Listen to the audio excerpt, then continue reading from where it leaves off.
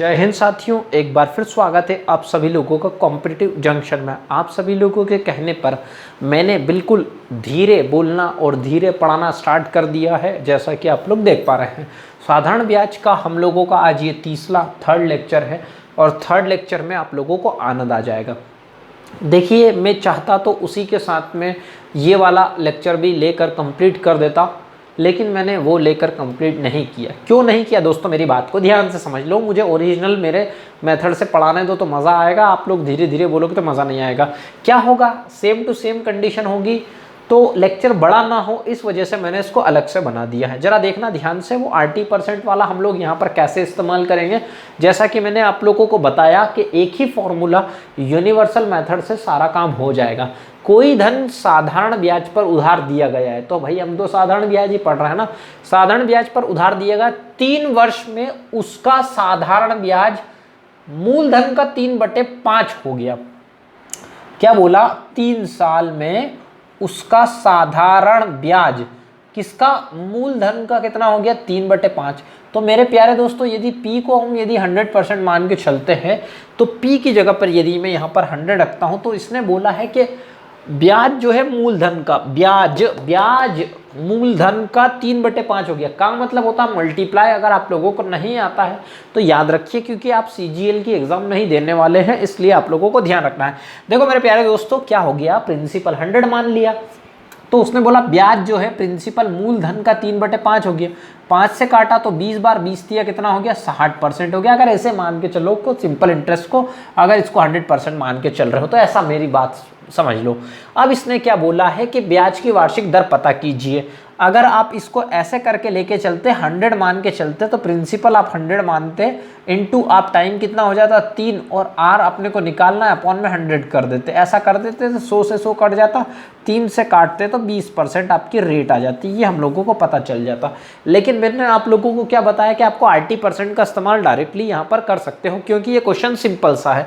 Simple से question आप इस तरीके से करना चाहो तो इस तरीके से भी कर सकते हो, क्योंकि ऐसा ही आपका 60 आ गया, ये आ गया आपका इस तरीके से, तो आर निकल गया आपका क्या, 20% निकल गया।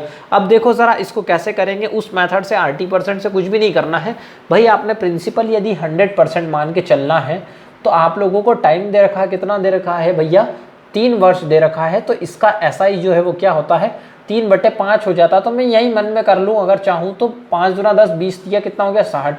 तो ये मेरी बात सुनना, ये SI इज इक्वल टू क्या होता है, RT% होता है।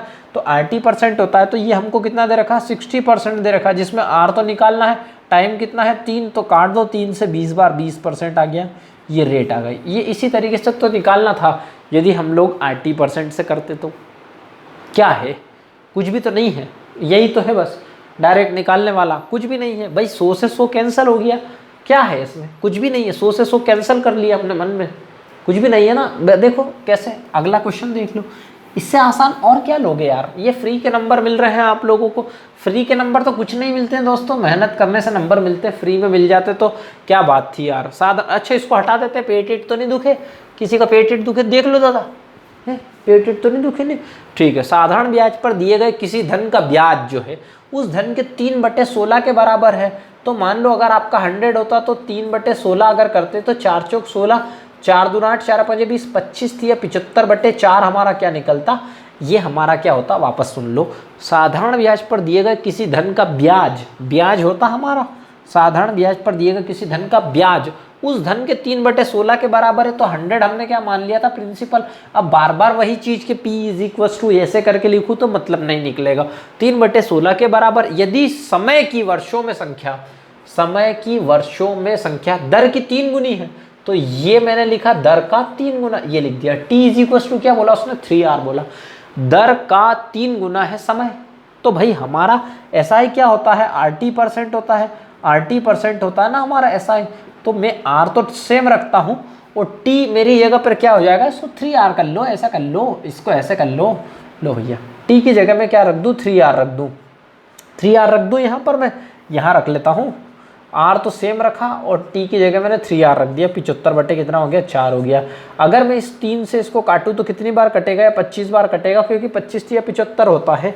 और ये कितना हो जाएगा, 5/2 का whole square is equal to R square. मैं इससे इसको काट देता हूँ तो r इज इक्वल टू 5/2 का मतलब क्या हो गया, 2.5% आ गया। दिख पा रहा है नीचे तक, दिख पा रहा है क्या कैमरामैन साहब, नीचे तक R% तक दिख रहा है। तो क्लियर हुआ, 2.5% हुआ क्लियर। आई थिंक सबको समझ में आ गया होगा, साउंड वगैरह सब क्लियर होगा। धीरे आप लोगों के कहने पर ही बोल रहा हूँ, वरना मेरे से धीरे मेरे को तो नींद आने लग जाती, धीरे बोलता हूँ तो।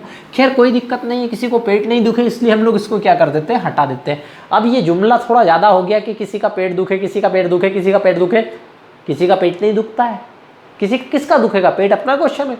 हाँ किसी का दुखे यार, है कि नहीं। तो कोई धन साधारण ब्याज की वार्षिक दर पर उधार दिया गया, ये तो आपको परेशान कर देगा। कोई धन, कोई धन, कोई धन, कोई धन, कोई धन।